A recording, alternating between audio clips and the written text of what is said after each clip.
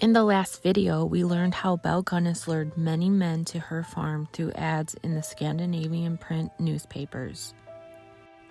Men from all over were enticed to visit her through her very charming words. She gave them precise instructions for their trip to her home. She told them to bring all of their cash and sew it in their underwear so no one could rob them. She also told them not to tell anyone they were coming and not to talk to anyone on their trip there. Many men listened to her, but some told their family exactly what was going on.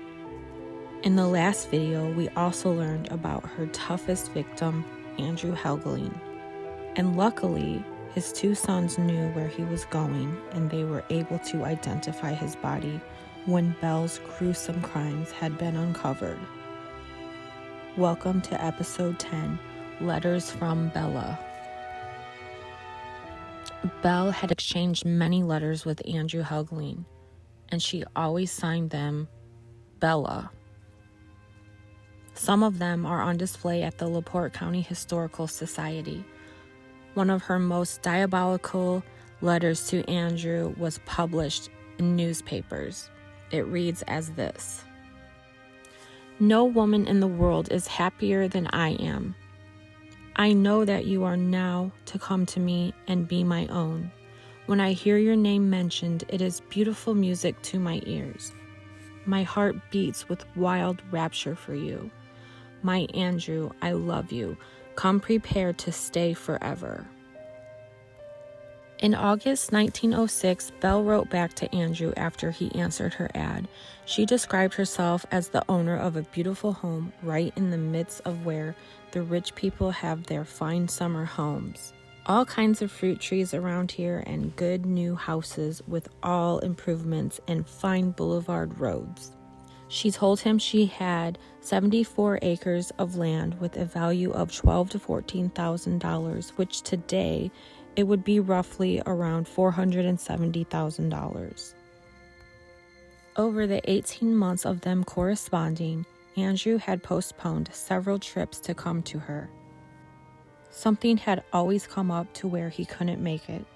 One time his mother had passed away, one time he was sick, and Belle was very persistent in urging him to come, always repeating the same things of how he was her best friend and she was lonely without him, and she couldn't take it anymore with all of his delays. She promised to meet him at the train station as soon as he arrived, telling him she could not be missed as she was a rather stout woman. She told him how she was a genuine Norwegian woman with brown hair and blue eyes.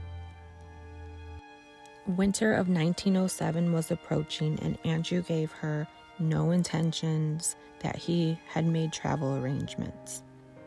She pleaded with him through more letters. She had to kick up her charm.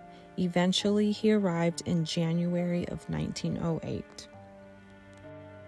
Although she worked very hard on Andrew, trying to seduce him through letters, it was Andrew who got her caught. Since he told his sons about LaPorte, they came looking. Unfortunately, there were many families who came looking for their missing loved ones. Some were found and identified, but some families will never know if Belle was the last one to see them alive. Sheriff Smutzer of LaPorte received many inquiries from families of the missing. Some included these men: Charles Nieberg from Philadelphia, originally from Sweden, vanished in June of 1906, telling his boss he was going to Indiana to marry a widow with a large farm. George Bradley of Illinois, who was 40 years old at the time, said he was going to LaPorte to marry a widow who owned a nice farm. Benjamin Carling of Chicago left for LaPorte, telling his wife he had secured a splendid investment through a rich widow. John E. Hunter from Pennsylvania left his home in November of 1907 for LaPorte to marry a wealthy widow. Gustav Thunes told his friends in Pennsylvania of his communications with a wealthy widow in LaPorte and was last seen in the summer of 1907. Christian Hilkman of Dover, Wisconsin, had his mail forwarded to LaPorte, Indiana. Other men that were missing, but eventually their bodies were found, included Olaf Lindboe, Henry Gerholt, George Berry, Emil Tell, Ole Budsberg, John Moe, Andrew Helgeling, Edward Canary, and of course, Jenny Olsen's body was found among those.